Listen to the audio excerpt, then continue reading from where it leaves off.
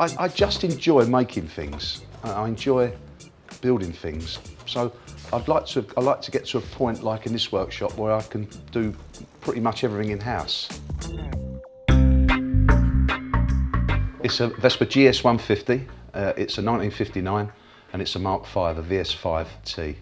It's the last of the 5 of the series. I bought it in 2009 off a guy up in Manchester. He'd recently imported it from Italy, unregistered in this country. He'd started on the restoration project and run out of steam and sold it on to me. I've tried to keep it looking as it did in 59, i.e. the original colour, the original look. It's got a modern electronic ignition engine in it. It's got a hydraulic front end with disc brake, so it starts, goes and stops. If I'd wanted to keep it original, I'd maybe have to look at it more than I do ride it. So yeah, I've changed it a bit, but not the look.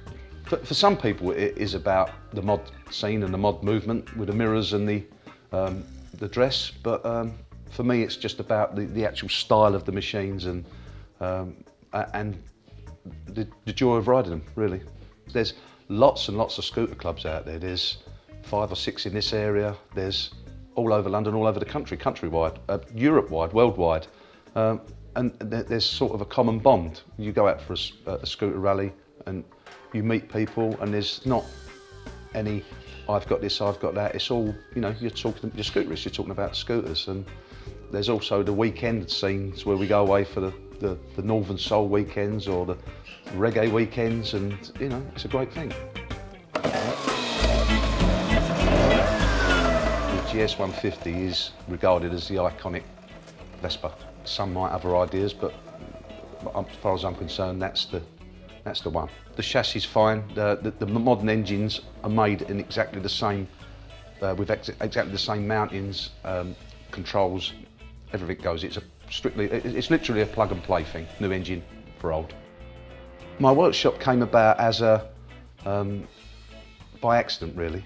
I moved house about 2 years ago, and I had a fully equipped workshop in my previous house, and I haven't got a workshop in my house I have now. So I got this unit and moved all my scooter possessions and tools into here, and the result is, as you can see. At the end of 2008, I fancied buying a Vespa.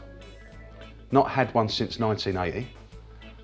Found one on eBay in Leicester, which was a project which was unfinished again.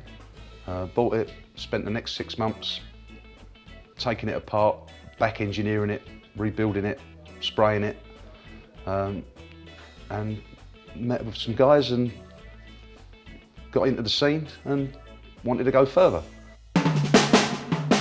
Well, to find a scooter like the GS 150 is difficult at first because there's not that many of them available. So when they do come to market, they are quite pricey. You could be paying £3 grand just for a frame, bare frame with nothing else connected to it. So a complete bike, you might be in the £5,500 sort of region.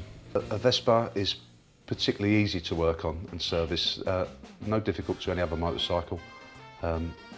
Cables, oil change, clutches, all readily accessible and readily available on the market. There's lots of space around the engine to work on them. The panels you can remove. The act of dropping the engine out is it's literally 2 bolts and the control cables.